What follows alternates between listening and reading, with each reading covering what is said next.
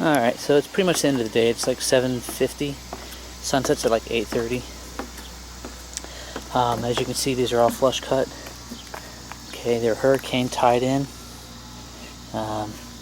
Except for this one. This one's part of a new string, and I'll show you what I mean by that. So, hurricane ties on all perpendicular intersections.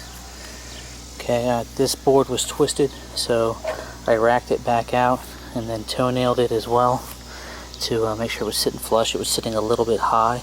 It was basically floating because it was twisted. So I beat it into submission, and it now sits flush with these others. But what I mean by segment, that board over there is part of a different segment. You see that board that runs along the outside. That's considered a rim joist. So all your inner joists tie into rim joists. Alright, basically they run the rim or the outer perimeter. So this is a joist and a rim joist all in one. But this is what your post will tie into.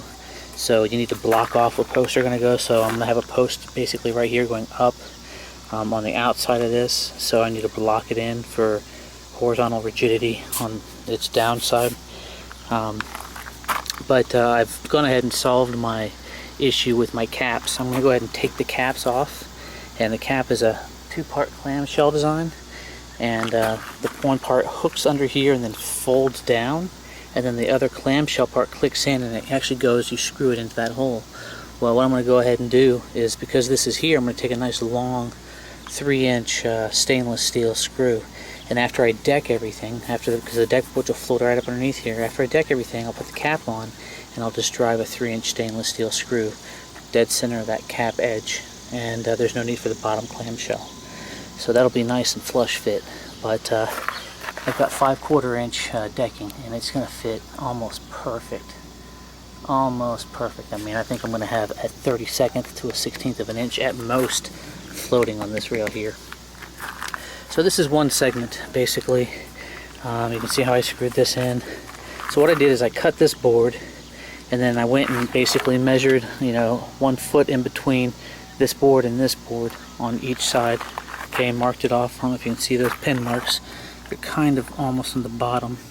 Okay, but I went ahead and pin marked them, and then I slid them all up, got the angle for my cut, basically I just put a board down and drew a line that came back 1.5 inches because the board sat flush against here.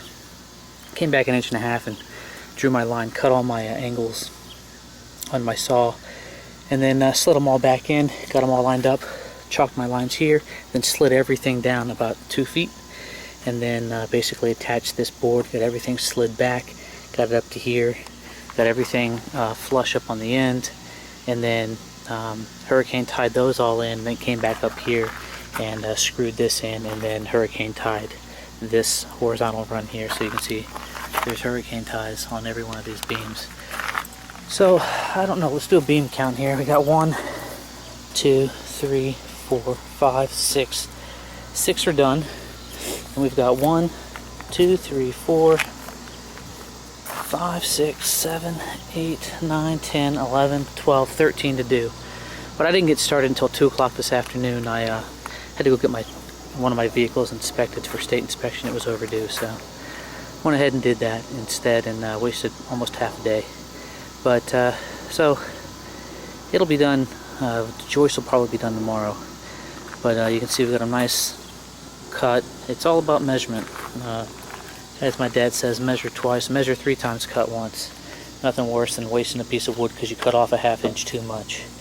I mean, you can always shim it, but when you cut 1 inch to 1 inch or more, you can't replace it. So it's all about taking exact measurements and then cutting it one time. So what I'll do is I'll start this next string.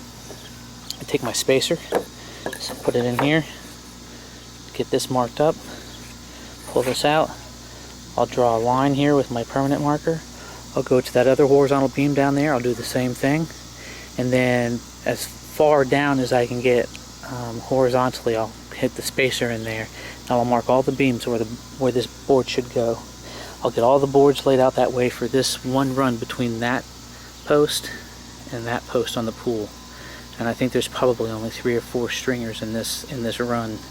But the nearest stringer to the inner edge of that post right there will be my last one. Very similar. I got lucky. This one here terminated right on the end. In fact, you can see I ran it long. You can see I ran that one actually long just because it was going to fit weird with the other. So I just don't want the deck boards to lip up on the other side. So I'm going to run them all along in this orientation. They're going to run perpendicular to this 45, so all the decking is going to go this way. Okay, so I'm going to run them all long and cut off the edges. So I'm just going to go and take those top rails on the pool and take those top rails off so I can get everything right up against the pool, back off about, I'd say 1/4 to 1/2 inch, allow for expansion contraction, just so I'm not rubbing the metal with the wood. And yeah, so I'll come back, I'll show you my progress at the end of the day tomorrow. And that's about it, really. My main concern was accommodating for the caps. But it's just now starting to sprinkle. It did not rain all day. It was threatening earlier, but I just felt a sprinkle hit my head. So with that, I'll let you guys go.